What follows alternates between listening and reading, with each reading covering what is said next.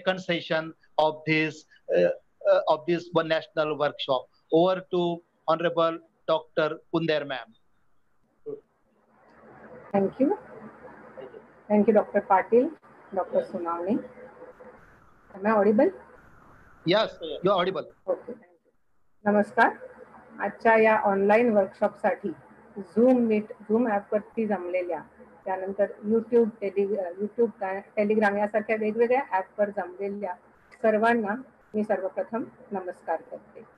Importance of yoga and exercise in covid pandemic situation या विषयावर बोलण्याची मला संधी दिल्याबद्दल सातपुडा शिक्षण प्रसारक मंडळ, वसंतराव नाईक कॉलेज नंदुरबार, त्याचे विश्वस्त, ऑर्गनायझिंग कमिटी या सगळ्यांचे मनपूर्वक धन्यवाद. हे वर्कशॉप सुरू करण्यापूर्वी मला एक आणखी आभार मानावेसे वाटत आहेत आणि जे आपण सगळ्यांनीच मानले पाहिजेत असं मला वाटतंय. आपण आज हे वर्कशॉप करतोय. मी किंवा माझ्या अगोदरचे स्पीकर बोलले ते या वर्कशॉपसाठी बोलले, इतर एवढी सगळी जण हे वर्कशॉप अटेंड करतायत, ऐकतायत. वसंतराव कॉलेज नाईकचे जे ऑर्गनायझिंग कमिटी आहे त्यांनी हे सगळं अरेंज केलेलं आहे. हे सगळं आपण करू शकतोय कारण आपण सगळे या पॅन्डेमिकच्या सिच्युएशनमध्ये सुरक्षित आहोत. आपल्याला राहायला घर आहे, आपल्याला 2 वेळ जेवण मिळतंय, आपल्याला जर दुखलं खुपलं तर त्यासाठी बघायला आपली माणसं आहेत. या सगळ्यासाठी देवाचे आभार मानणं हे फार गरजेचं आहे. त्यासाठी ही वर्कशॉप सुरू करण्यापूर्वी आपण ओंकार म्हणून योगा या वर्कशॉपची सुरुवात करूया असं मला वाटतंय. त्यासाठी माझ्याबरोबर आपण सगळ्यांनीच ओंकाराचा 3दा जप करायचा आहे. ओंकाराचा जप करताना डोळे मिटून घ्यायचे आहेत, दीर्घ श्वास घ्यायचा आहे आणि ओम म्हणत श्वास सोडायचा आहे. आपण ज्या ठिकाणी बसलेला असाल त्या ठिकाणी बसून थोडं रिलॅक्स व्हायचंय. शांत डोळे बंद करायचे, दीर्घ श्वास घ्यायचे, deep inhalation and exhale out with the sonorous sound of Om.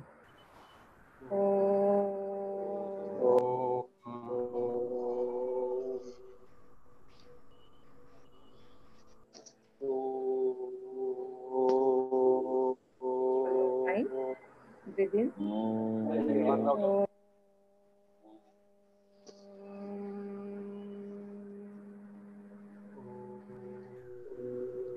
Last time. पुन्हा एकदा दीर्घ श्वास घ्या and breathe out with Om.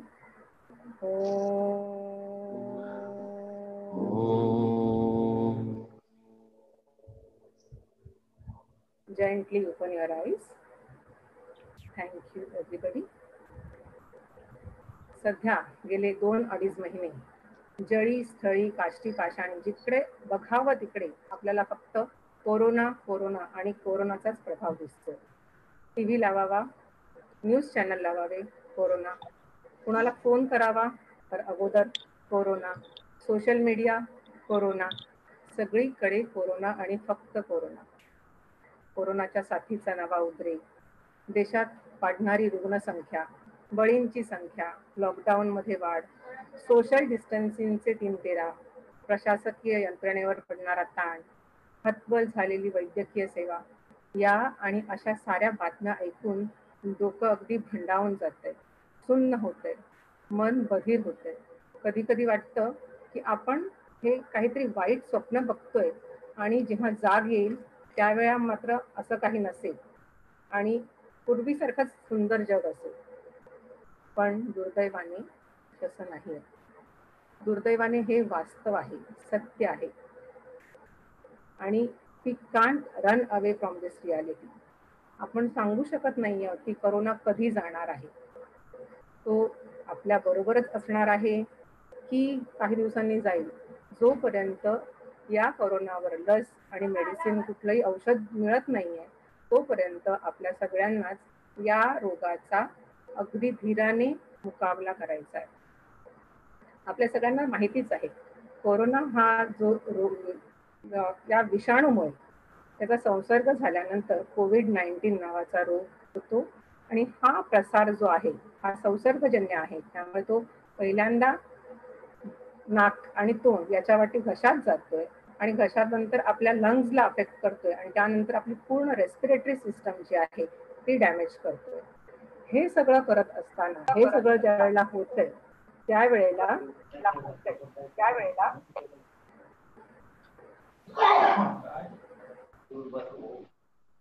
एक मिनिट मी जरा PPT सुरू करते.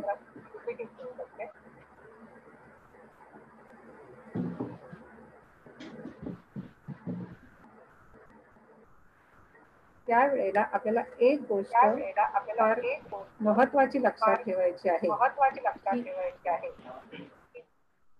की आपण या रोगाचा मुकाबला कशा प्रकारे करणार आहोत. त्यासाठी सगळ्यात महत्वाची गोष्ट आहे की शासकीय यंत्रणेने जसं आपल्याला सांगितले वेगवेगळ्या उपाययोजना त्यांनी सुचवलेल्या आहेत. वारंवार हात धुवा, मास्कचा वापर, सोशल डिस्टन्सिंग पाळा, गर्दी करू नका, हे जे प्रिव्हेंटिव्ह मेजर्स त्यांनी दिलेले आहेत.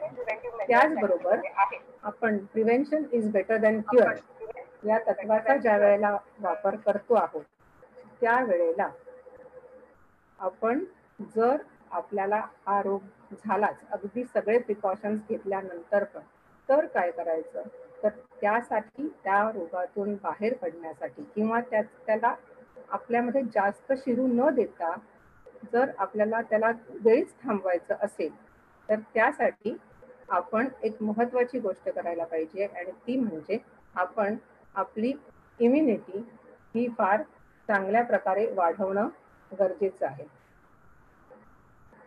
आता ही इम्युनिटी ज्या वेळेला आपण वाढवायची आहे, इम्युनिटी म्हणजे काय, तर इम्युनिटी म्हणजे कोणत्याही जीवाणू आणि किंवा विषाणूशी आपल्या शरीराची लढण्याची ताकद. त्या जीवाणू किंवा विषाणूला जास्त आपल्या शरीरावर परिणाम करू न देता त्याला तिथेच थोपवण्याची आपल्या शरीराची ताकद. लहान मुलं, वृद्ध किंवा ज्यांना ब्लड प्रेशर, डायबिटीस, हार्ट सारखे डिझिजेस आहेत, हार्ट प्रॉब्लेम्स आहेत, किडनी पेशंट्स आहेत, या लोकांची इम्युनिटी थोडी कमी असते. त्यामुळे त्यांना या रोगाचा संसर्ग फार लवकर होतो आणि तो जर का प्रादुर्भाव कायम राहिला तर त्याचे विपरीत परिणाम देखील होताना आपल्याला जाणवतात. तर ही इम्युनिटी जी आहे आपली, आपण ती स्ट्रॉंग करायची आहे. पण ती वीक कशामुळे होते? बऱ्याच गोष्टी त्यासाठी कारणीभूत आहेत. आपल्या चुकीच्या खाण्याच्या सवयी किंवा व्यायामाचा अभाव, आपली जीवनशैली वेगळी चुकीची असेल, आपण उशिरा उठतोय, उशिरा झोपतोय, यासारखे प्रकार जे आहेत, वेळेवर जेवत नाही आहोत, वेगवेगळे ॲडिक्शन्स आहेत.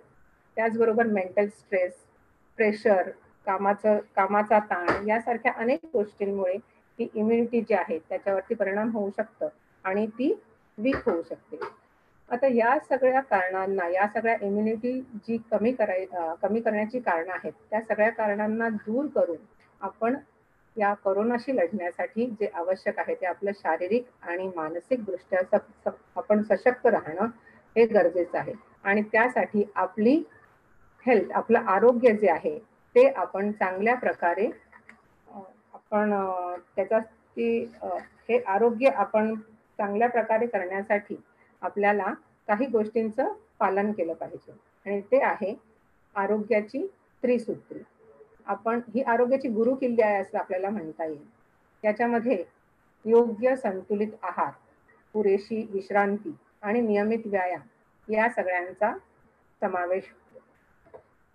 योग्य संतुलित आहार म्हणजे काय? आपला आहार जो आहे तो बॅलन्स असला पाहिजे, चौरस असला पाहिजे. योग्य प्रमाणात वेगवेगळ्या प्रकारचे जे जेवणाचे अन्नाचे घटक आहेत, जसे प्रोटीन्स आहेत, कार्बोहायड्रेट्स आहेत, विटॅमिन्स, मिनरल्स, पाणी, या साऱ्यांचा आपल्या आहारामध्ये योग्य समावेश असला पाहिजे.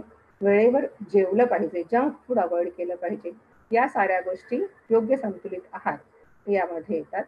आणि त्यानंतर पुढचं जे आहे ते आहे पुरेशी विश्रांती किंवा झोप. एरवी आपण ज्यावेळेला आता सध्या लॉकडाऊन मध्ये असल्यामुळे आपलं आहार आणि जो विश्रांती याच्या जे ऍक्च्युअल रेशिओ असायला पाहिजे तो नक्कीच सगळ्यांचा बदललेला असेल, पण तरी पण जे स्टँडर्ड असायला पाहिजे त्यानुसार सांगते की आपल्या शरीराला किमान 8 तास झोपेची आवश्यकता आहे. आपण दिवसभर काम करून दमत असतो. आपल्या शरीराची पेशींची झीज झालेली असते आणि जी झालेली झीज आहे ती भरून काढण्यासाठी विश्रांतीची फार गरज असते. पुरेशी विश्रांती घेतल्यानंतर पुढच्या दिनक्रमासाठी आपण पुन्हा ताजेतवाने होतो, एनर्जेटिक होतो. तर पुरेशी एनर्जी या झोपेनंतर आपल्याला मिळते आहे. आणि त्यानंतर पुढचा महत्वाचा जो त्रिसूत्री मधलं एक सूत्र आहे ते आहे नियमित व्यायाम. शरीराला चुस्त आणि तंदुरुस्त ठेवण्यासाठी आपल्याला योग्य प्रकारचा आणि नियमित व्यायाम करणं हे आवश्यक आहे. व्यायाम म्हणजे काय? व्यायाम म्हणजे आपलं हेल्थ अँड फिटनेस, आरोग्य आणि धडधाकटपणा हा वाढवण्यासाठी केलेली कृती किंवा कवायत. वेगवेगळ्या प्रकारचे व्यायाम आपल्याला सगळ्यांना माहितीच असतील की एरोबिक एक्सरसाइजेस केले जातात. उदाहरणार्थ रनिंग आहे, फास्ट वॉकिंग आहे, स्विमिंग आहे, सायकलिंग आहे, झुंबा किंवा डान्स यासारखे एक्सरसाइजेस आहेत. हे जे आहेत यासारखे एक्सरसाइज केल्यामुळे आपल्या हृदयाची आणि आपल्या फुफ्फुसाची कार्यक्षमता फार चांगल्या प्रकारे वाढते. त्यामुळे आता जो लॉकडाऊनचा कालावधी आहे त्या कालावधीचा उपयोग आपण अशा प्रकारचे एक्सरसाइज करण्यासाठी जर केला तर कोविड-19 हा जो आजार आपल्याला ज्याचा प्रादुर्भाव सगळीकडे झालेला आहे त्याच्याशी लढण्यासाठी आपल्याला या एक्सरसाइजचा फार चांगला उपयोग होईल. त्याचबरोबर आणखी अनेक प्रकारचे एक्सरसाइज असतात. फॉर एक्झाम्पल स्ट्रेंथ ट्रेनिंग आहे, मसल ट्रेनिंग, ज्यामध्ये वेट ट्रेनिंग किंवा बॉडी वेट ट्रेनिंग सारखे प्रकार वापरले जातात. त्याच्यामध्ये आपले मसल्स चांगल्या प्रकारे डेव्हलप होतात, मसल्स टोन होतात. त्यानंतर जॉईंट्सची जे आपल्या सांधे जे आहेत त्यांची सुद्धा आरोग्य फार चांगल्या प्रकारे सुधारतं. वेगवेगळे स्ट्रेचिंग एक्सरसाइजेस, फ्लेक्झिबिलिटी एक्सरसाइजेस केल्यामुळे आपले सांधे आणि आपले स्नायू जे आहेत त्यांच्यामध्ये चांगल्या प्रकारे लवचिकता वाढते. एक गोष्ट महत्वाची आहे की आपण यासारखे वेगवेगळ्या प्रकारचे अर्थात सोशल डिस्टन्सिंगचा नियम पाळून आपण हे वेगवेगळ्या प्रकारचे व्यायाम जर केले तर आपली इम्युनिटी वाढण्यासाठी फार चांगला त्यासाठी उपयोग होऊ शकतो.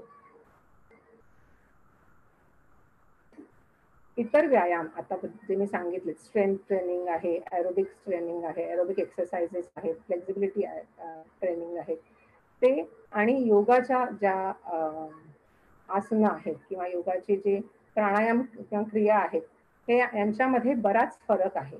पण त्याचबरोबर एक महत्वाची गोष्ट ही देखील आहे की हे दोन्हीही एकमेकांना कॉम्प्लिमेंटरी आहेत. दोन्ही गोष्टी एकाच वेळेला आपण करू शकत नाही. पण त्याच्याऐवजी जर का आपण एक्सरसाइज केल्या आहेत, सकाळी योगाचा आपण सराव केलेला आहे, तर आपण संध्याकाळी एक्सरसाइज करू शकतो.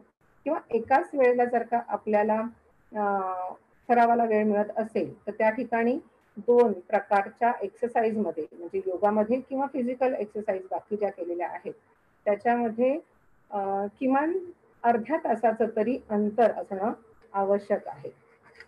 त्यानंतर आपण पुढे थोडं योगाभ्यासाबद्दल बोलूया.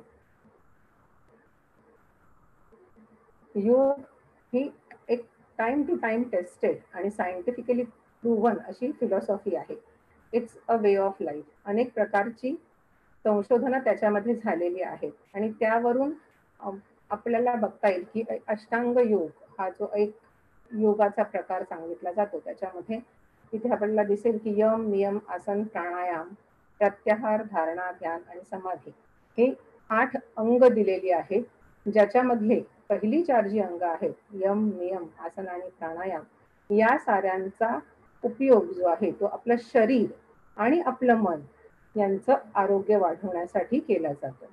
आणि प्रत्याहार आणि धारणा, ध्यान आणि समाधी या 4 जी अंग आहेत आपण आपलं शरीर आणि मन यांचं आरोग्य वाढवल्यानंतर त्याच्या पुढची जी स्थिती आहे आपली स्पिरिच्युअल अपलिफ्टमेंटची आहे, आध्यात्मिक स्तरावरती आपल्याला वृद्धिंगत होण्यासाठी या प्रत्याहार, धारणा, ध्यान, समाधी याचा उपयोग होतो. अगोदरच नमूद केल्याप्रमाणे कोरोना हा विषाणूजन्य आजार आहे. तो फुफ्फुसाशी संबंधित आहे.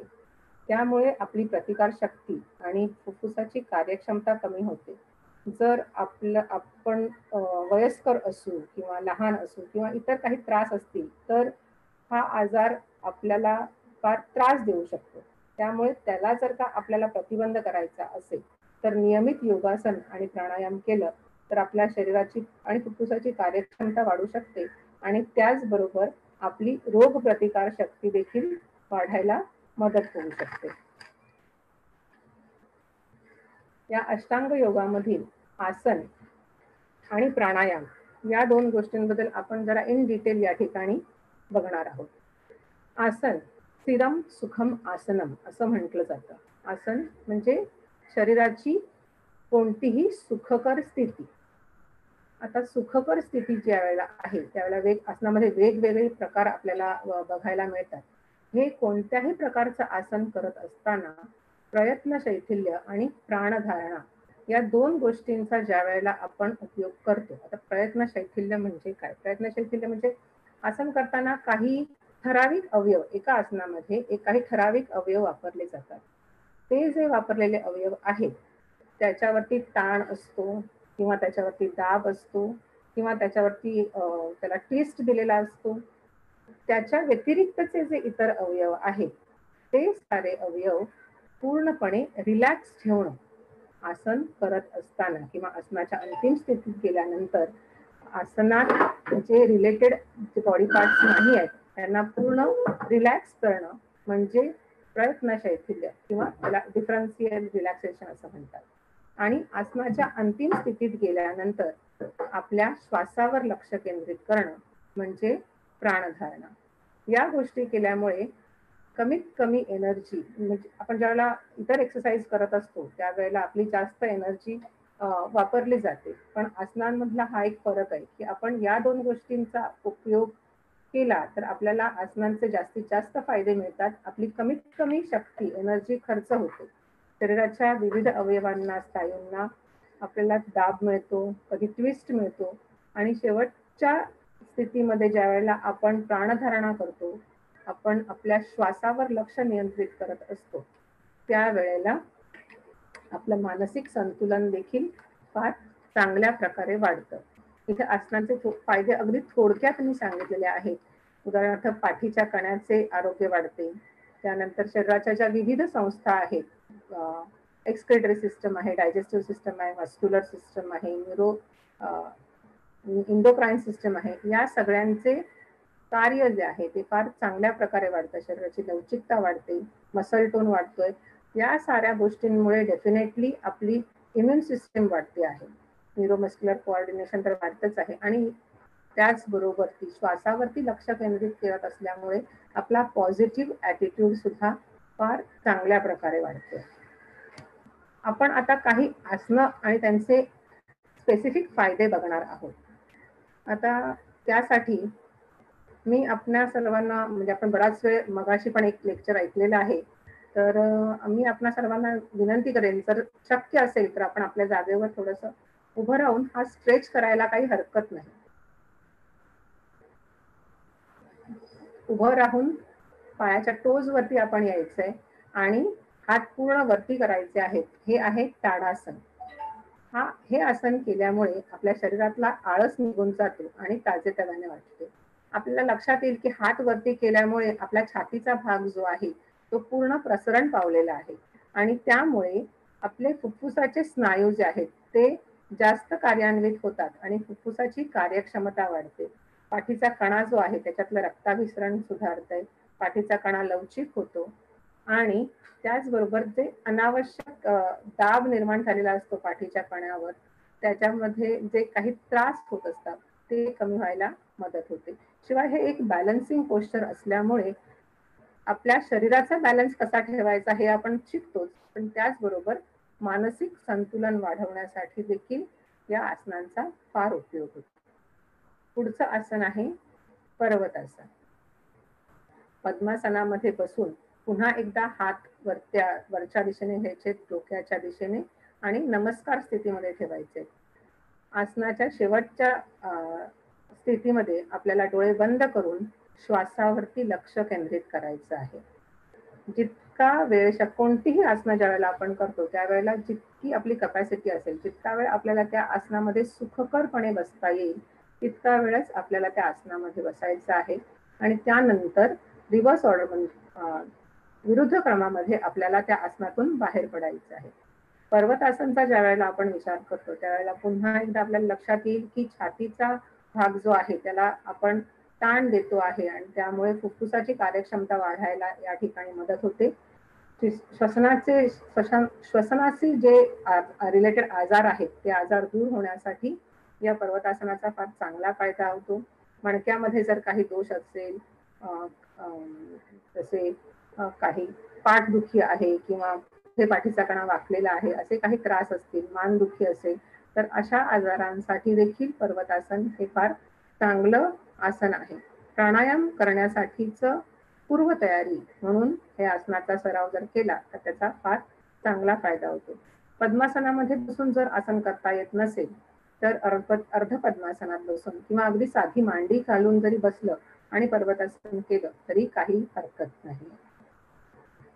त्याच्यानंतरचं आसन आपण बघणार आहोत ते आहे भुजंगासन. या ठिकाणी मी स्पेसिफिकली जी आसनं दाखवते आहेत त्याच्यात तुम्हाला लक्षात येईल की आपण जो आजचा विषय आहे की कोरोनाच्या स्थितीमध्ये आपल्याला कुठल्या प्रकारे योगाचा फायदा होईल, तर त्यामुळे त्यासाठी स्पेसिफिक अशी आसनं इथे दाखवलेली आहेत. याच्यामध्ये तुम्हाला बघता येईल परत एकदा छातीचा भाग जो आहे त्याला प्रसरण पावलेला आहे, पाठीच्या कण्याला पाठच्या दिशेने वळवलेला आहे आणि दीर्घ श्वास या भुजंगासनामध्ये सुधारतो. पाठीपासून पायाकडचा जो भाग आहे तो पूर्ण रिलॅक्स केलेला असतो. अंतिम स्थितीमध्ये श्वासावर लक्ष केंद्रित केलेलं असतं. त्यामुळे पाठीशी संबंधित जे काही आजार आहेत ते दूर व्हायला मदत तर होतेच, पण त्याचबरोबर आपण पोटावर झोपून हे आसन करतोय त्यामुळे पोटावरच्या स्नायूंवरती दाब पडतो आणि त्यानंतर त्यामुळे कॉन्स्टिपेशन किंवा गॅसेस सारखे जे प्रॉब्लेम्स आहेत, त्याचबरोबर फॅट्स वाढलेले आहेत एक्स्ट्रा, ते कमी होण्यासाठी या आसनाचा भुजंगासनाचा फार चांगला उपयोग होतो. लिव्हर आणि किडनीसाठी देखील हे आसन उपयोगाचं आहे आणि या आसनाच्या नियमित सरावामुळे छाती, खांदे, मान आणि डोक्याचा जो भाग आहे तो फार चांगला मजबूत आणि सुदृढ होतो. शरीराचा बांधा सुडौल करण्यासाठी भुजंगासनाचा फार चांगला उपयोग होतो. पुढचं आसन आपण बघणार आहोत धनुरासन. भुजंगासनामध्ये आपण शरीराचा फक्त पुढचा भाग वरच्या दिशेने वळवला होता. धनुरासनामध्ये आपल्याला बघता येईल की शरीराचा पुढचा भाग आणि पाय हे दोन्ही आपण वरच्या दिशेने वळवलेलं आहे आणि हातांनी पाय पकडण्याचा प्रयत्न केलेला आहे. या आसनांमध्ये आपली जी पोटाची नाभी आहे त्याच्यावरती भार पडतो आणि त्या भागातलं रक्ताभिसरण जे आहे ते फार चांगल्या प्रकारे सुधारतं. आसनाच्या शेवटच्या स्थितीत गेल्यानंतर या आसनांमध्ये फार नॅचरल टेंडन्सी असते की श्वास रोखून धरलेला असतो, पण आपण अगदी जाणीवपूर्वक एक लक्षात घ्यायचं आहे की आपण नॉर्मल ब्रिदिंग करायचं आहे या आसनामध्ये आणि आपल्या श्वासावरती लक्ष केंद्रित करायचं आहे. कुठल्याही प्रकारे आपण श्वास रोखून नाही धरायचा आहे. तर या आसनांमुळे आपल्याला आपले जे आतड्यांचे स्नायू आहेत ते सक्षम होतात आणि त्यामुळे डेफिनेटली त्याची फंक्शनिंग, त्याचे कार्य जे आहे ते फार चांगलं होतं. त्यानंतर आपल्या पाठीचा कणा, खांदे, मांड्या या सगळ्यांची ताकद वाढते आणि त्यामुळे ते हेल्दी होतात. अगेन छातीला प्रसरण पावल्यामुळे फुफ्फुसाचं कार्य सुधारतं, स्थूलता कमी होते, आळस दूर करण्यासाठी आणि आपला उत्साह आणि कार्यशक्ती वाढवण्यासाठी धनुरासन फार उपयोगी आसन आहे. पुढचं आसन आपण बघणार आहोत ते आहे अर्धमत्स्यंगासन. अगोदरच्या आसनांमध्ये आपण पाठीमागच्या बाजूला पाठीचा कणा वळवला होता. या ठिकाणी आपण बघतोय की आपण पाठीच्या कण्याला एक पीळ देतोय. त्याच्यामुळे पाठीच्या कण्याची ताकद चांगली सुधारते. त्याच्याशी रिलेटेड ज्या नर्व्स आहेत, मसल्स आहेत, त्या सगळ्यांची कार्यक्षमता फार चांगल्या प्रकारे वाढते. त्यानंतर आपल्या पोटातील जे अंतर्गत अवयव सगळे जे आहेत त्यांना एक तीळ बसतो चांगल्या प्रकारचा, जो अदरवाईज इतर आसनं आपण जी पाहिली त्याच्यामध्ये तेवढा बसत नाही. तर या ट्विस्टिंग पोजेस ज्या कोणत्या आहेत त्याच्यामुळे आपला जो बसणारा तीळ आहे त्यामुळे इंटरनल ऑर्गन्सला फार चांगले ते ऍक्टिव्हेट होतात आणि त्यांचं कार्य त्यांच्यातलं रक्ताभिसरण सुधारल्यामुळे त्यांचं कार्य चांगलं होतं.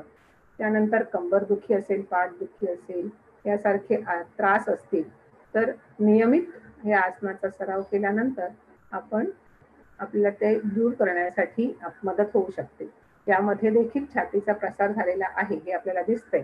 त्यामुळे फुफ्फुसांना योग्य ऑक्सिजन, पुरेसा ऑक्सिजन मिळतो आणि त्यामुळे फुफ्फुसांची कार्यक्षमता सुधारते. पुढचं आसन आहे सेतुबंधासन. सेतुबंधासनामध्ये पाय पाठीवर झोपायचंय आणि त्यानंतर पाय कमरेच्या जवळ आणायचे आणि त्यानंतर आपल्याला आपला जो पाठीचा कणा आहे तो वरच्या दिशेने जितकं शक्य असेल तितकं वरच्या दिशेने उचलायचं आहे. हे करत असताना सुद्धा पुन्हा श्वास रोखण्याची फार एक नॅचरल टेंडन्सी असते, ती अवॉइड करायची आहे. आणि शेवटच्या स्थितीमध्ये गेल्यानंतर हात रिलॅक्स ठेवायचे आहेत, पाय त्या अवस्थेमध्ये रिलॅक्स ठेवायचे आहेत, डोकं रिलॅक्स ठेवायचंय आणि श्वासावर लक्ष केंद्रित करायचंय. कमरेशी निगडीत जर एखादी समस्या असेल तर सेतुबंधासन हा त्याच्यावरती एक उत्तम पर्याय आहे. पोटावरची जी चरबी वाढलेली असते ती कमी करण्यासाठी, पाठीचा कणा मजबूत करण्यासाठी या आसनाचा फार चांगला उपयोग होतो. त्याचबरोबर आपल्या ज्या मानेजवळ असलेल्या थायरॉइड ग्लँड्स आहेत त्या इकडे त्याच्यावरती दाब पडलेला आपल्याला दिसतोय आणि त्यांना चांगला मसाज मिळतो. थायरॉइड हार्मोन्सची निर्मिती जी आहे ती चांगल्या प्रकारे रेग्युलेट होते आणि आपल्याला थायरॉइड सारखे जर आजार असतील, त्याच्यामुळे होणारे दुष्परिणाम असतील तर ते रोखण्यासाठी चांगली मदत होते. ही जी आता ही आसनं आपण पाहिली त्या आसनांबरोबरच आणखी अनेक आसनं आहेत. उदाहरणार्थ पादहस्तासन आहे, ज्याच्यामध्ये आपण पाठीचा कणा पूर्ण पुढे वाकवतोय आणि आपली छाती जी आहे ती त्या ठिकाणी कॉम्प्रेस होते आहे, पाय ताठ होत आहेत. वृक्षासन आहे, ज्याच्यामध्ये आपण एका पायावर उभं राहून हात वरती करून बॅलन्स करायचा प्रयत्न करतोय. त्रिकोणासन आहे, ज्याच्यामध्ये आपण आपल्या सरफेस जो आहे तो वाढवलेला आहे आणि अगेन त्याच्यामध्ये आपल्याला एक ट्विस्ट घेतोय आणि बॅलन्सिंग पोस्चर आपण करतोय. मत्स्यासन करताना पद्मासनामध्ये बसून पाठीवर झोपून आपला जो डोक्याचा क्राउन पार्ट जो आहे तो जमिनीवर टेकवल्यामुळे आपल्या पाठीच्या कण्याला एक आतल्या बाजूने चांगला बाक मिळतो आहे. आपले थायरॉइड ग्लँड्स जे आहेत त्या ठिकाणी चांगला त्यांना व्यायाम मिळतो, ते स्ट्रेच होत आहेत. अशी अनेक आसनं आहेत. शवासन आहे, ज्याच्यामध्ये आपण पूर्ण रिलॅक्स होतो. हलासन, अगेन पाठीचा कणा आपण या ठिकाणी वेगळ्या दिशेने आपण वळवलेला आहे. गोमुखासन आहे, मार्जर आसन आहे, उत्कट आसन आहे, ही अनेक आसनं आहेत ज्यांचा सराव केल्यामुळे आपल्या पाठीच्या कण्याचं आरोग्य सुधारते, आपली ऑक्सिजन कन्झम्पशन कपॅसिटी वाढते. कारण आपण आपल्या फुफ्फुसांना, आपल्या छातीला, आपल्या छातीच्या मसल्सना एक वेगळ्या प्रकारचं एक्सरसाइज देतोय. आणि इतर एक्सरसाइज प्रमाणे योगासनांमध्ये कोणताही आसन हे आपण जलद गतीने करत नसतो. योगासनामध्ये एक ठहराव असतो, म्हणजे आसनाच्या शेवटच्या स्थितीत गेल्यानंतर आपण तो आसनामध्ये थोडा वेळ थांबत असतो आणि त्यामुळे आपल्याला जी क्रिया आपण केलेली आहे, जे आसन आपण केलेलं आहे त्याचा जास्तीत जास्त फायदा आपल्याला मिळत असतो. अशी अनेक आसनं आपण करू शकतो. या लॉकडाऊनच्या वेळेमध्ये आपण आपला चांगला उपयोग करून घेऊ शकतो. या आसनांचा नियमित सराव करणं मात्र फार गरजेचं आहे. या आसनांबरोबरच काही प्राणायाम आपण बघणार आहोत आता. भस्त्रिका प्राणायाम आहे, कपालभाती आहे, अनुलोम विलोम प्राणायाम आहे. यासारख्या प्राणायामांमुळे आता आपल्याला, आपण मगाशी बघितलंच की कोविड-19 हा सारखा जो आजार आहे तो आपल्या रेस्पिरेटरी सिस्टमशी रिलेटेड आहे. त्याच्यामुळे आपल्याला आपल्या रेस्पिरेटरी सिस्टमला स्ट्रॉंग करण्यासाठी प्राणायामाचा फार चांगल्या प्रकारे उपयोग होऊ शकतो. प्राणायाम हा डायरेक्टली आपल्या ब्रिदिंगशी, आपल्या श्वासोश्वासाशी रिलेटेड असल्यामुळे आपला रेस्पिरेटरी ट्रॅक हा फार चांगल्या प्रकारे स्वच्छ करण्यासाठी प्राणायामाचा उपयोग होतो. फुफ्फुसाच्या स्नायूंची कार्यक्षमता फार चांगल्या प्रकारे वाढते. शरीराची आपल्या फुफ्फुसांची ऑक्सिजन कन्झम्पशन कपॅसिटी तर वाढतेच, पण त्याचबरोबर कार्बन डायऑक्साईड टॉलरन्सची लेवल जी आहे ती देखील चांगली वाढते. आपण काही प्राणायाम कसे करायचे हे आता बघूया. पहिला प्राणायाम आपण बघणार आहोत अनुलोम विलोम प्राणायाम. या प्राणायामामध्ये त्यालाच नाडीशोधन प्राणायाम असं देखील म्हटलं जातं. कोणत्याही मेडिटेटिव्ह पोश्चर मध्ये शांतपणे बसायचंय आणि आपल्या श्वासावर पहिल्यांदा लक्ष केंद्रित करायचं आहे. डावा हात ज्ञान मुद्रेमध्ये आपल्या गुडघ्यावरती आपल्याला ठेवायचा आहे आणि उजवा हात जो आहे त्याची नासिकाग्र मुद्रा करायची आहे. म्हणजे त्याच्यामध्ये आपल्याला आपल्या हाताचा अंगठा आणि शेवटची 2 बोटं ही मोकळी ठेवून नंतर मधली 2 बोटं जी आहे ती बंद करायची आणि त्यानंतर आपल्याला आपल्या अंगठ्याने आपली उजवी नाकपुडी जी आहे ना ती बंद करायची. डाव्या नाकपुडीने आपल्याला पूर्ण श्वास घ्यायचा. पूर्ण श्वास डाव्या नाकपुडीने घेतल्यानंतर आपल्याला डावी नाकपुडी बंद करायची आहे आणि उजव्या नाकपुडीने आपल्याला श्वास सोडायचा आहे. एक लक्षात घ्यायचं आपल्याला या ठिकाणी की आपण ज्या नाकपुडीने श्वास सोडतोय त्याच नाकपुडीने आपल्याला पुन्हा एकदा श्वास घ्यायचा आहे. आपण अंगठ्याने उजवी नाकपुडी बंद करतोय आणि नंतरच्या 2 बोटांनी आपण डावी नाकपुडी बंद करतोय. ज्या वेळेला एकदा एक इन्हेलेशन त्यानंतर दुसऱ्या बाजूने एक्झेलेशन, त्याच बाजूने इन्हेलेशन आणि दुसऱ्या बाजूने एक्झेलेशन, हे एक सायकल प्राणायामाचं कंप्लीट होतं. आपली जेवढी कपॅसिटी असेल त्यानुसार आपण जास्त श्वास घेऊ आणि सोडू शकतो. 4 ते 5 वेळा हा प्राणायाम केल्यानंतर आपण त्यामुळे आपल्याला कोणते फायदे मिळतात ते आपण बघूया. हा प्राणायाम केल्यामुळे आपलं मन शुद्ध होतं. त्यानंतर आपल्या अवयवांना, फुफ्फुसासारख्या अवयवांना संरक्षण मिळतं. मज्जासंस्था बळकट होते, फुफ्फुस निरोगी होतात. त्यानंतर जास्तीत जास्त आपण दीर्घ श्वास घेतल्यामुळे आणि हळूवार श्वास सोडल्यामुळे आपल्या फुफ्फुसांना आणि साहजिकच संपूर्ण शरीराला मुबलक प्रमाणात ऑक्सिजन मिळतं. शरीराला एक थंडावा निर्माण होतो आणि आपल्या मज्जासंस्थेला, आपली जी न्यूरोमस्क्युलर सिस्टम आहे त्याला देखील, नर्वस सिस्टम जी आपली आहे त्याला देखील फार चांगल्या प्रकारचा आराम आपल्याला त्या ठिकाणी मिळतो. हे होतं अनुलोम विलोम प्राणायाम. पुढचा प्राणायाम आपण बघणार आहोत तो आहे भस्त्रिका. भस्त्रिका प्राणायामामध्ये आपल्याला भात्याप्रमाणे, लोहाराचा जो भाता मागे पुढे करत असतो त्याप्रमाणे आपल्याला उदरपटलाची आणि आपल्याला छातीची हालचाल करायची आहे. ते करत असताना आपल्याला पूर्ण श्वास जोरात आतमध्ये घ्यायचा आहे आणि जोरात श्वास बाहेर सोडायचा आहे. आपण या ठिकाणी बघू शकताय, जोरात श्वास घ्यायचा आहे आणि जोरात श्वास सोडायचा आहे. शरीरात आपल्या छातीची हालचाल ही जोरात आपण करत असतो. भस्त्रिका या प्राणायामामध्ये आपण फोर्सफुल इन्हेलेशन आणि फोर्सफुल एक्झेलेशन या प्राणायामामध्ये आपण करत असतो.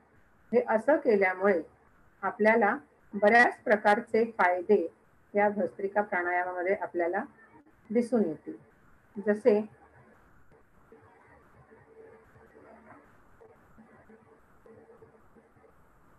भस्त्रिका प्राणायामात श्वास नाकावाटे जलद गतीने घेतला जातो आणि बाहेर सोडला जातो. त्यामुळे शरीरात ऊर्जेची पातळी वाढते, शरीरात एनर्जी वाढते आणि त्यामुळे नाक, कान, घसा यांच्यामध्ये जर काही अडथळे असतील, त्यांच्यामध्ये काही जर आपल्याला त्रास असतील तर ते दूर होण्यासाठी मदत होते. प्राणायामामध्ये पोटाला देखील आपण जोरात मागे पुढे करतोय, त्यामुळे गॅसेस, इनडायजेशन किंवा इतर काही पोटविकार असतील तर त्यांच्यासाठी देखील हा प्राणायाम फार चांगला उपयोगी ठरतो, लाभदायक ठरतो. जलद गतीने केलेल्या श्वास आणि उच्छ्वासामुळे पोटातील आतड्यांमधील हवेची पोकळी ही मोकळी होऊन जाते, म्हणजे आपली आतडी जी देखील आहे ती रिलॅक्स होऊन जातात. त्यानंतर आपण पुढचा प्राणायाम एक पाहणार आहोत, तो आहे भ्रामरी प्राणायाम. भ्रामरी प्राणायाम करत असताना यामध्ये दाखवलेलं आहे की आपली जे इंडेक्स फिंगर्स आहेत ती आपण कानाजवळ दाबायची आहेत आणि पूर्ण श्वास घ्यायचा आहे, आणि पूर्ण श्वास घेतल्यानंतर श्वास सोडताना भ्रमर म्हणजे भुंग्याच्या गुणगुणण्यासारखा आवाज करत श्वास सोडायचा आहे. म्हणजे हात कानावरती घेतलेले आहेत आणि त्यानंतर श्वास पूर्ण घेऊन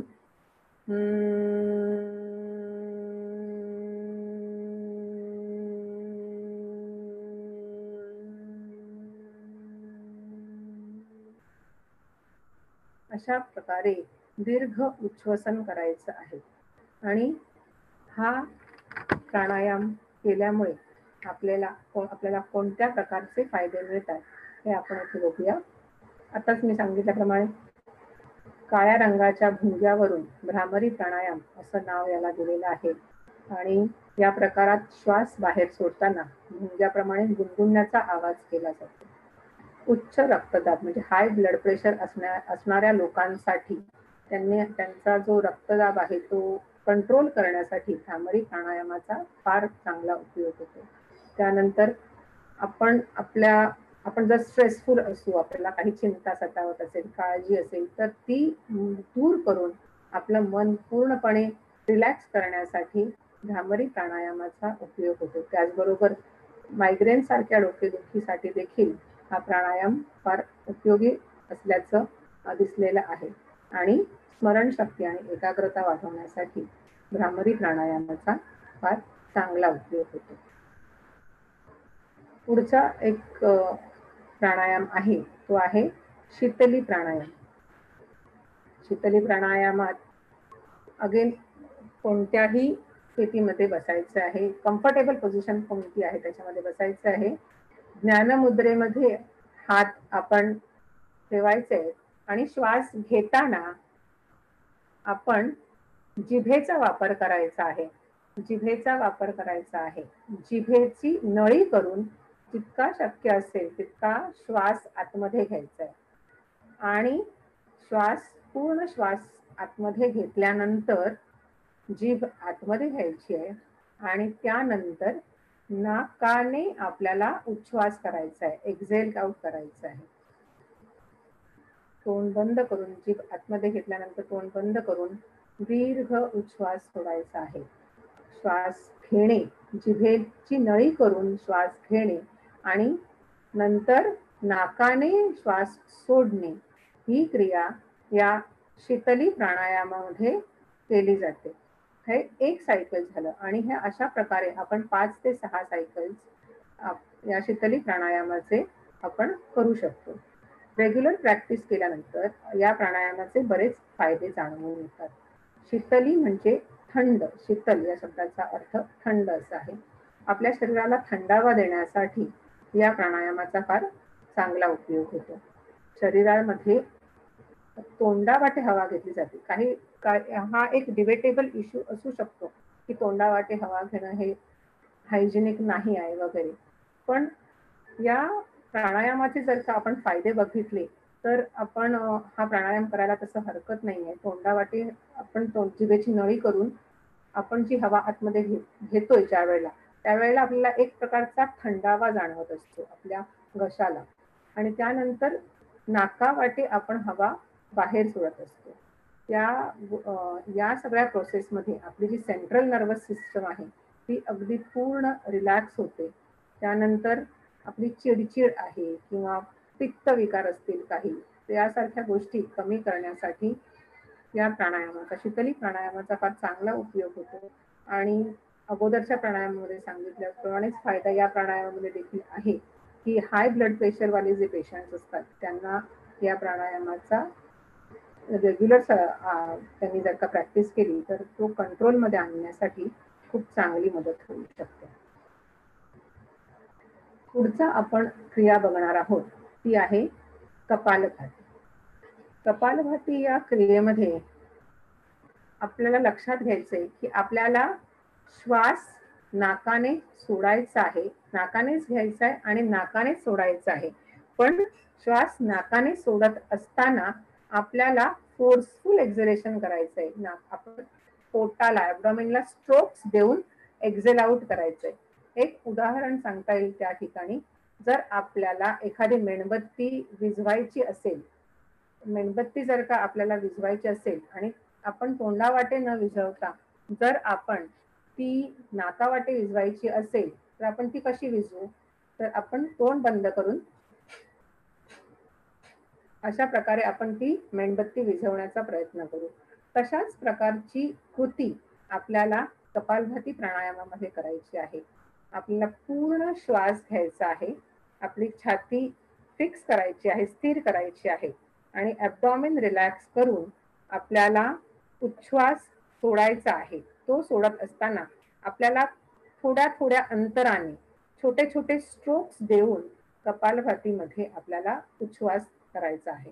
जसे आपण बघू शकतो, पूर्ण श्वास घेतलेला आहे आणि त्यानंतर श्वास सोडताना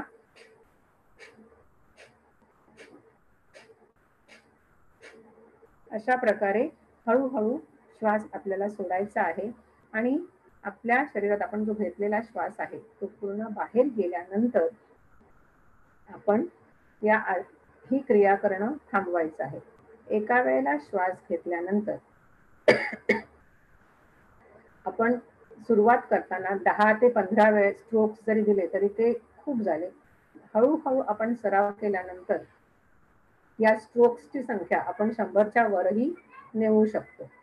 कपालभाती क्रियेची काही त्याचे फायदे आपण बघूया.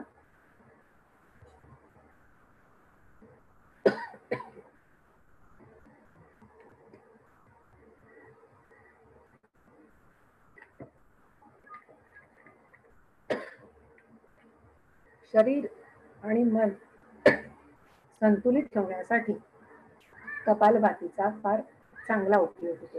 आपण फोर्सफुल एक्झलेशन करतोय त्यावेळेला आपलं इन्हेलेशन हे पॅसिव्ह होतं. त्यामुळे या फोर्सफुल एक्झलेशनमुळे आपल्या शरीरात साठलेले जे टॉक्सिन्स आहेत ते बऱ्याच प्रमाणात बाहेर पडायला फार चांगली मदत होते. कपालभातीच्या नियमित सरावामुळे आपली बुद्धी तल्लख आणि तीक्ष्ण व्हायला मदत होते. आपल्या शरीराच्या आतील जे अवयव आहेत त्यांना एक प्रकारचा, आपण ज्यावेळेला स्ट्रोक्स देतोय त्यांना एक प्रकारचा दाब मिळतोय. त्यामुळे त्यांच्यामध्ये चांगली ऊर्जा निर्माण होते. तसेच आपली चयापचय क्रिया जी आपली मेटाबॉलिझम आहे ते चांगल्या प्रकारे सुधारतं. आपलं वजन कमी करण्यास फार चांगली मदत होते आणि आपलं रक्ताभिसरण चांगलं सुधारण्यामुळे चेहऱ्यावर तेज निर्माण व्हायला देखील मदत होते आणि त्याचमुळे याला कपालभाती असं नाव दिलेलं आहे. शरीरातल्या आंतरिक अवयवांमध्ये चांगली ऊर्जा निर्माण होते. कपालभाती ही जी क्रिया आहे ती केल्यामुळे पुन्हा एकदा मला सांगायला आवडेल की रेस्पिरेटरी ट्रॅक जो आहे तो फार चांगल्या प्रकारे क्लीन होतो आणि फुफ्फुसांच्या स्नायूंची कार्यक्षमता देखील फार चांगली वाढते. कपालभाती सारखा त्यानंतर आणखी उज्जाई किंवा सूर्यभेदन असे प्राणायाम देखील फार चांगल्या प्रकारे फुफ्फुसांची ताकद वाढवण्यासाठी उपयोगी पडतात. समोर स्क्रीनवरती आपल्याला आता सूर्य नमस्कार दिसत असेल. 1 ते 12 अंकांमध्ये एक एक पायरीने केलेला हा सूर्यनमस्कार आपल्याला या ठिकाणी दिसतोय.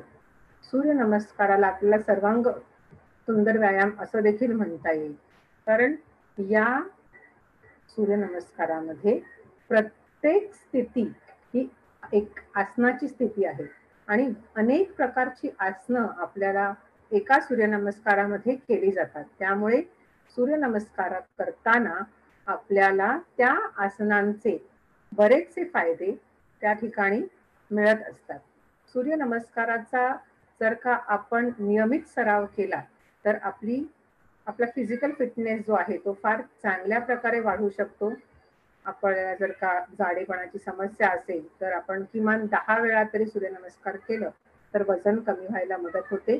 सूर्यनमस्कार करताना प्रत्येक वेळेला पाठीचा कणा मागच्या बाजूला, नेक्स्ट टाइम पुढच्या बाजूला असा वळवला जातो. त्यामुळे फुफ्फुस, छातीचा भाग देखील त्याच्या रिव्हर्स ऑर्डर मध्ये वळत असतो आणि त्यामुळे फुफ्फुसांना, छातीच्या मसल्सना फार चांगला व्यायाम मिळतो आणि त्यामुळे फुफ्फुसांची कार्यक्षमता वाढते. रोज सूर्यनमस्कार केल्यामुळे मनाची एकाग्रता वाढते, शरीर लवचिक होतं, त्वचा उजळते, हाडं मजबूत होतात, पचन शक्ती वाढते आणि डोक्यावरचा तणाव देखील दूर होतो. तर योगाभ्यासामधले हे अनेक प्रकारचे आहेत. बेसिकली आसन आहेत, प्राणायाम जे आहेत ते आपल्या श्वासोश्वासाशी निगडित आहेत आणि ते करत असताना आपण ते जे आसन आणि प्राणायाम करत असताना आपण आपल्या श्वासावरती लक्ष केंद्रित करत असल्यामुळे आपल्याला त्याचे बरेचसे फायदे मिळताना आपल्याला दिसतात. कोरोनाचा सतत येणाऱ्या बातम्या, नकारात्मक संदेश, त्याच्यामुळे एक गोष्ट आणखी आपल्याला लक्षात येते की हार्ट अटॅक सारखे प्रमाण देखील आपल्याला वाढल्याचं दिसतंय. म्हणजे कोरोना झालाय यापेक्षा कोरोना त्यामुळे होणारा जो त्रास आहे त्यापेक्षा झालाय कोरोना या गोष्टीचा ताण जास्त घेतला जातो आणि त्याच्यामुळे ह्या ज्या स्थिती निर्माण झालेल्या आहेत त्या कोरोनाच्या त्रासापेक्षा जास्त भयानक आहेत असं मला वाटतं. आणि त्यामुळे आपल्याला जर आपल्या मनाला आणि बुद्धीला ताण देणाऱ्या या गोष्टींपासून दूर व्हायचं असेल तर आपल्याला योगाभ्यास किंवा व्यायाम हा जेवढा आपण नियमितपणे करू तेवढी आपली रोगप्रतिकार शक्ती तर वाढेलच, पण त्याचबरोबर आपल्याला आपलं मानसिक संतुलन देखील फार चांगल्या प्रमाणे वाढेल. मला तुमच्या बरोबर एक छोटासा एक्सरसाइज या ठिकाणी करायचा आहे. आता मानसिक संतुलनाबद्दल म्हटलेलं आहे तर या स्ट्रेस मधून थोडंसं रिलीज होण्यासाठी एक 5 ते 10 मिनिटाचा एक्सरसाइज हा आपल्याला करायचा आहे. त्यासाठी तुम्हाला जागेवरून उठण्याची काही आवश्यकता नाहीये. तुम्ही ज्या ठिकाणी बसलेला आहात त्याच ठिकाणी रिलॅक्स पोझिशन मध्ये बसायचंय आणि एक छोटंसं ध्यान आपल्याला करायचंय.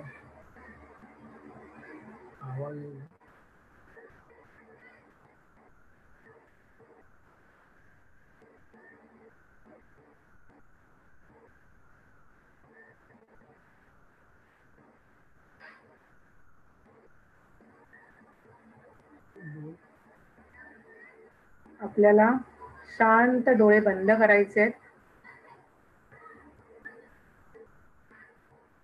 आणि आपले पूर्ण शरीर आपल्याला रिलॅक्स करायचंय. डोळे बंद करून मी ज्या सूचना देते त्या सूचनांप्रमाणे फक्त आपल्याला त्या सूचना फॉलो करायच्या. त्यासाठी रिलॅक्स पोझिशन मध्ये थोडा वेळ बसायचंय आणि डोळे शांतपणे बंद करायचे आहे.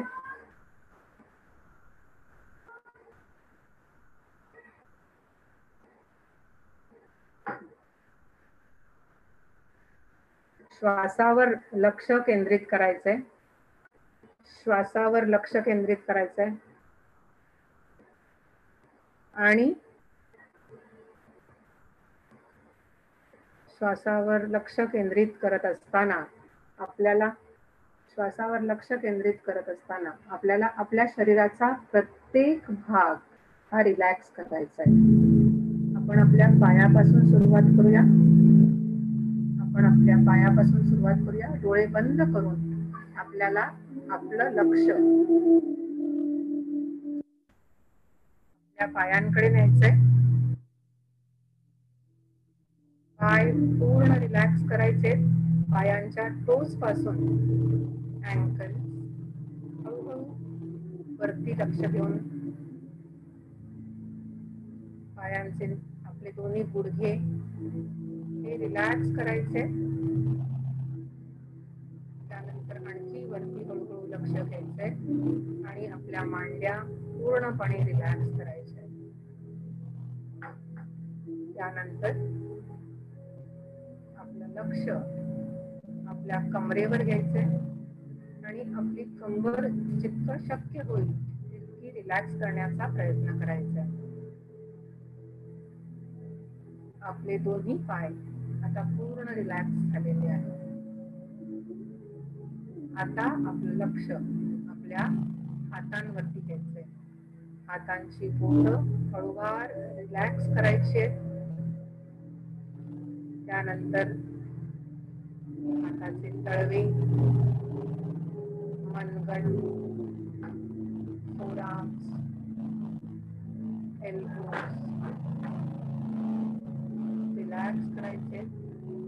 आपले दंड रिलॅक्स करायचे. त्यानंतर हळूहळू आपलं लक्ष आपल्या खांद्यांकडे घ्यायचंय. खांदे रिलॅक्स करायचे.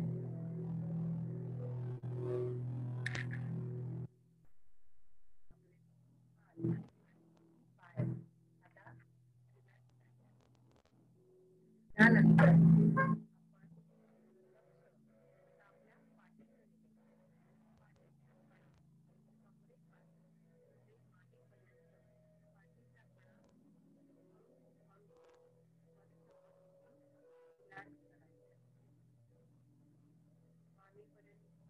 रिलॅक्स केल्यानंतर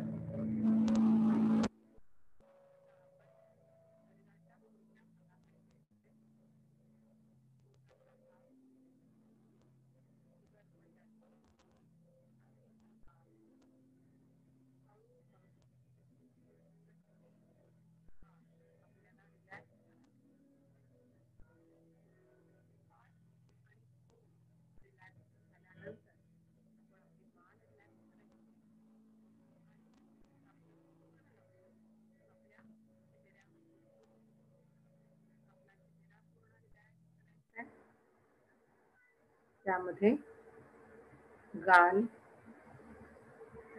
नाक, कान, आपले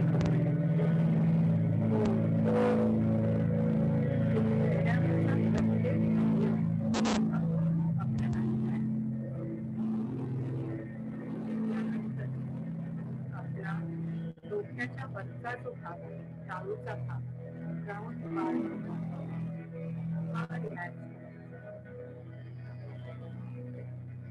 पायाच्या टोस पासून डोक्यापर्यंत पूर्ण शरीर आपलं आता ताण रहित झालेलं आहे, रिलॅक्स झालेलं आहे.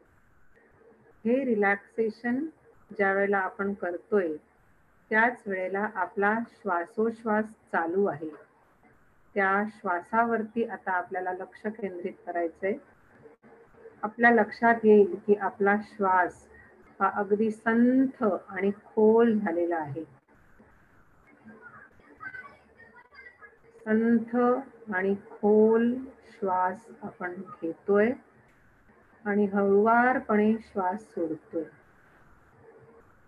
या श्वासावर लक्ष केंद्रित करत असतानाच आपल्याला प्रत्येक श्वासाबरोबर आपण आपल्या आजूबाजूला निसर्गामध्ये असलेली जी पॉझिटिव्ह एनर्जी आहे, जी सकारात्मक ऊर्जा आहे, ती आपल्याला प्रत्येक श्वासाबरोबर आपल्या शरीरात घेऊन यायची आहे. या ऊर्जेचा उपयोग आपण आपल्या शरीरामध्ये जर काही त्रास असतील, काही दुखणं असेल तर ते दूर करण्यासाठी या ऊर्जेचा आपण उपयोग करायचा आहे. आणि शरीरात मध्ये, मेंदूमध्ये, डोक्यामध्ये जे काही नकारात्मक विचार आहेत, जे काही व्याधी आहेत, त्रास वाटतायत, ते प्रत्येक उच्छ्वासाबरोबर आपल्याला बाहेर टाकायचे. हळूवार श्वास आपण घेतोय. आजूबाजूची निसर्गातील सकारात्मक ऊर्जा आपण आपल्यामध्ये भरून घेतोय आणि प्रत्येक उच्छ्वासावाटे आपल्या शरीरामध्ये जे काही नकारात्मक आहे ते आपण बाहेर टाकण्याचा प्रयत्न करतोय. आपलं शरीर हळूहळू सकारात्मक ऊर्जेने पूर्ण भरून गेलेला आहे. ही सकारात्मक ऊर्जा आपण अनुभवायची आहे, त्याचा आनंद आपण घ्यायचा आहे.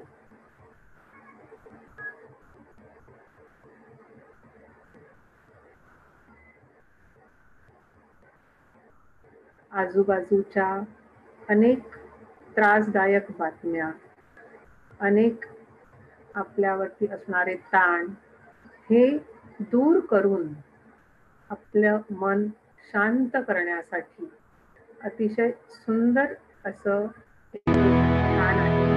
त्याचा उपयोग आपण मानसिक स्वास्थ्य उंचावण्यासाठी करू शकतो. आपल्या मनात येणाऱ्या नकारात्मक वाईट विचारांचं रूपांतर आपण सकारात्मकतेमध्ये करू शकतो. ही ऊर्जा तशीच ठेवून आपल्याला पुढच्या आयुष्याला सामोरं जायचं आहे. बाहेर येण्यासाठी आपल्याला हळूवार आपले हाताची आणि पायाची बोटं हलवायची आहे. त्यानंतर हळूवार आपल्या पायापासून डोक्यापर्यंत प्रत्येक शरीराच्या अवयवाची प्रत्येक अवयवाला आपण जाणीव करून घ्यायची आहे आणि हळूवार डोळे उघडायचे.